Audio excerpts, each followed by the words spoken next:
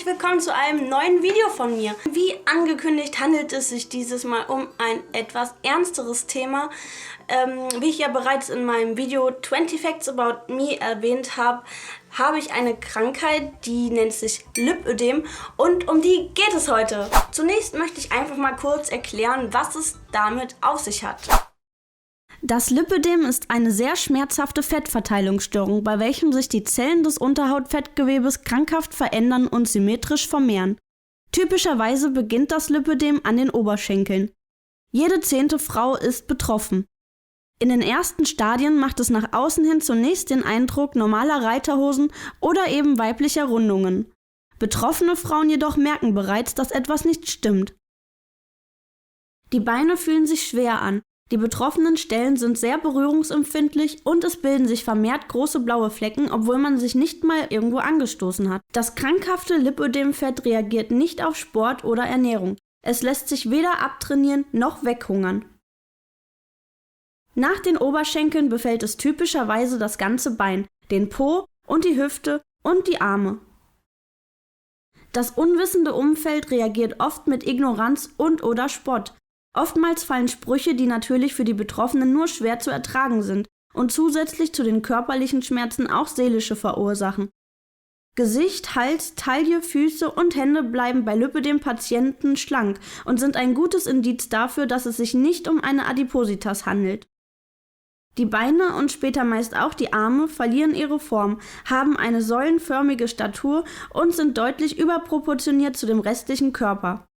Ein weiterer Hinweis für das Lipödem ist das abrupte Enden des Ödems über den Knöcheln. Jetzt fragt ihr euch natürlich zu Recht, was passiert eigentlich im Inneren des Körpers mit so einem Lipödem? Schauen wir uns das Lipödem in einem Querschnitt an, sehen wir die Haut, das gesunde Fettgewebe in der Farbe hellbraun sowie Blutgefäße und Lymphbahnen. Das Lipödemfett vermehrt sich also in dem Unterhautfettgewebe. Zwangsweise muss es sich also Platz schaffen. Infolgedessen werden die Blut- und Lymphgefäße gequetscht. Oftmals kommt es infolgedessen zu Wassereinlagerung, da der Abtransport der Lymphflüssigkeit nicht mehr gewährleistet ist. Es kann zu einem zusätzlichen Lymphödem kommen. Durch die schnelle Vermehrung des krankhaften Fettgewebes können außerdem Knie und Rücken und Gelenke im Allgemeinen dauerhaft geschädigt werden, da über die Zeit Haltungsschäden entstehen. Im weiteren Verlauf wird das Lipödem dann auch für den Laien sichtbarer. Es äußert sich durch ein knotiges Hauterscheinungsbild, welches nicht zu verwechseln mit der sogenannten Orangenhaut ist. Die hervortretenden Fettmassen werden schließlich so groß und schwer, dass sie sich überlappen. Nicht nur das Selbstwertgefühl und soziale Bindungen leiden unter dieser Krankheit, oftmals kommt es schließlich zur Arbeitsunfähigkeit. Tja, was für Therapiemöglichkeiten gibt es für an Lipödem erkrankten Frauen? Jetzt kommen wir zu dem springenden Punkt, warum ich es für notwendig hielt, dieses Video zu drehen. Zum einen gibt es die sogenannte konservative Therapie, bei welcher mittels Lymphdrainage und Kompressionsstrumpfhosen, und damit meine ich nicht die Stützstrumpfhosen für 2 bis 4 Euro aus der Drogerie, gearbeitet wird. Diese Therapie unterstützt in erster Linie den Lymphfluss und ist natürlich für Patientinnen mit zusätzlichem Lymphödem angebracht, aber es bedarf nicht viel Fantasie, sich vorzustellen, dass sich die Grunderkrankung, nämlich die krankhafte Vermehrung von Fettzellen an sich, mittels Druck und Massage nicht wegtherapieren lassen.